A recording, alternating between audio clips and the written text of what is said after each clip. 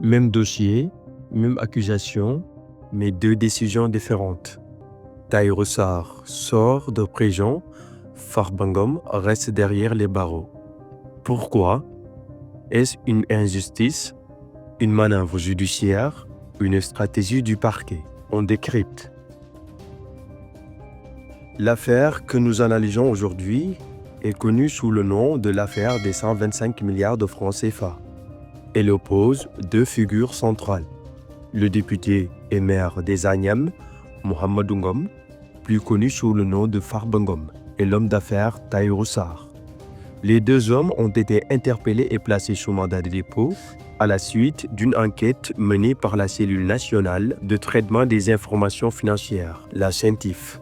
Cette enquête porte sur de graves soupçons de blanchiment de capitaux, de faux et usage de faux, ainsi que d'escroqueries portant sur les deniers publics. Selon les éléments du dossier, les montants en jeu sont colossaux. Il est question d'une escroquerie directe estimée à plus de 31 milliards de francs CFA, mais aussi d'une complicité d'escroquerie portant sur plus de 91 milliards de francs CFA. Au total, ce sont près de 125 milliards de francs CFA qui seraient concernés. Face à la gravité des faits reprochés, Farba Ngom et Tahirou Sarr ont tous les deux été inculpés pour association de malfaiteurs, blanchiment de capitaux et escroquerie sur des deniers publics avant d'être envoyés en prison dans le cadre de l'instruction. Lundi, un tournant intervient dans cette affaire. La deuxième chambre pénale de la Cour suprême accorde la liberté provisoire assortie d'un placement sous contrôle judiciaire, aussi bien à Farba Ngom qu'à Tahirou Sarr. Mais dans les faits, cette décision va produire deux effets totalement différents. Tahirou Sarr quitte la prison le jour même. En revanche, Farba Ngom reste derrière les barreaux. C'est cette différence de traitement dans un même dossier qui suscite aujourd'hui interrogations, débats et polémiques au sein de l'opinion publique sénégalaise. Alors, comment expliquer que deux hommes poursuivis pour les mêmes faits ne connaissent pas le même sort? La réponse se trouve dans un rebondissement judiciaire révélé par le journal Libération. Contrairement à ce que beaucoup ont cru, ce n'est pas la Cour suprême qui a décidé de faire une différence entre Farba Ngom et Tahirou Sarr. Le véritable tournant de cette affaire vient du parquet financier. Selon les révélations du journal Libération, quelques heures seulement après l'ordonnance du juge accordant la liberté provisoire, le parquet financier entre en scène. Vers 16 heures, il fait appel de la décision, mais uniquement en ce qui concerne Farba Ngom. Cet appel n'est pas anodin. En droit, lorsqu'un parquet fait appel d'une libération provisoire, cela suspend immédiatement son application. Résultat, Farba Ngom ne peut pas sortir de prison. Une heure plus tard, vers 17 heures, la deuxième chambre pénale de la Cour suprême se prononce à nouveau, et cette fois-ci, le pourvoi introduit par la défense de Farba Ngom est rejeté. À partir de cet instant, la situation est claire. La liberté provisoire est neutralisée et le maintien en détention de Farba Ngom est confirmé. Dans le même temps, aucune opposition n'est formulée contre la libération de Tahirou Sarr. Son ordonnance de liberté provisoire suit donc son cours normal et il quitte la prison le jour même. Voilà pourquoi, dans un même dossier, deux personnes poursuivies pour des faits similaires connaissent des destins judiciaires totalement différents. Ce n'est pas une décision politique directe, c'est une manœuvre judiciaire assumée du parquet financier. Mais ce n'est pas tout. Un autre élément lourd va venir renforcer la position du parquet. Les révélations explosives de la ministre de la Justice sur ce qui a été découvert dans la cellule de Farba Ngom. Alors que le débat faisait déjà rage sur le maintien en détention de Farba Ngom, un autre élément est venu alourdir considérablement son dossier, un élément grave et surtout documenté par l'État lui-même.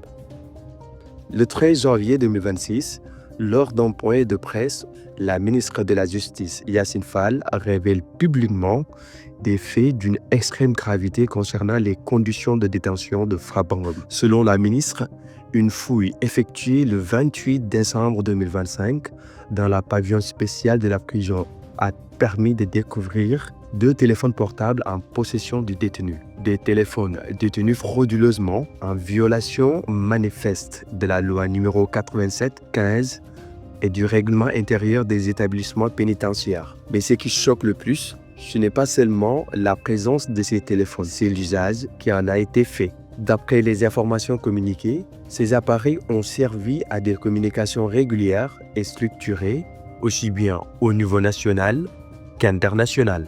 Les investigations font état d'échanges avec le Maroc, le Mali, l'Autriche, le Bangladesh et les États-Unis. Plus grave encore, ces téléphones auraient permis la coordination d'opérations financières et le suivi de chantiers en construction, alors même que l'intéressé était officiellement en détention. Les enquêteurs ont également identifié un volume impressionnant d'échanges impliquant des acteurs clés du champ politique, judiciaire et médiatique. Selon la ministre de la Justice, il est question de 65 interactions avec un acteur politique en liberté provisoire et de plus de 400 appels et messages avec un autre responsable. Les révélés mentionnent aussi des échanges avec 16 avocats dont 3 anciens ministres. À titre d'exemple, l'un des avocats aurait cumulé à lui seul 259 minutes de communication. Côté médias, les chiffres sont tout aussi troublants. 275 interactions avec une journaliste patronne de presse, 60 échanges avec un journaliste de la presse en ligne et 158 échanges avec un directeur de publication d'un grand groupe de presse. La ministre de la Justice va encore plus loin. Elle révèle que ces téléphones auraient servi à la réception et à la diffusion de procédures judiciaires confidentielles concernant un co-détenu.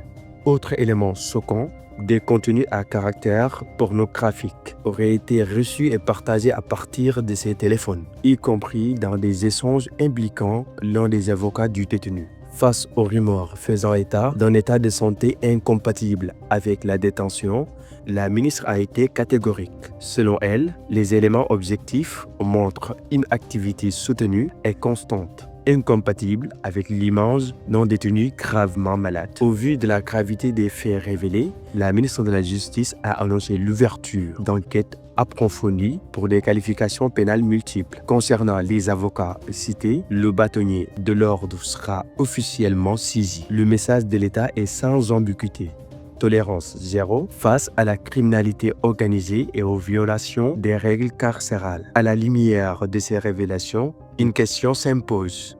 Le maintien en détention de Farba Ngom est-il encore une surprise ou devient-il juridiquement inévitable? À ce stade, une chose est claire. Le maintien en détention de Farba Ngom ne relève plus du hasard, ni d'un simple acharnement. Il s'inscrit dans une logique judiciaire précise. En droit, la liberté provisoire n'est jamais automatique. Elle est refusée dès lors qu'il existe un risque d'entrave à la justice, de pression sur les acteurs du dossier ou de troubles à l'ordre public. Or, dans cette affaire, plusieurs éléments objectifs viennent renforcer ces risques. Le poids politique du prévenu, son rôle central présumé dans le montage financier et surtout l'usage frauduleux de téléphones portables en détention. Ces faits donnent au parquet des arguments solides pour s'opposer à toute mise en liberté. D'un point de vue juridique, la position de l'État devient difficilement contestable. Ce dossier dépasse largement la personne de Farba Ngom.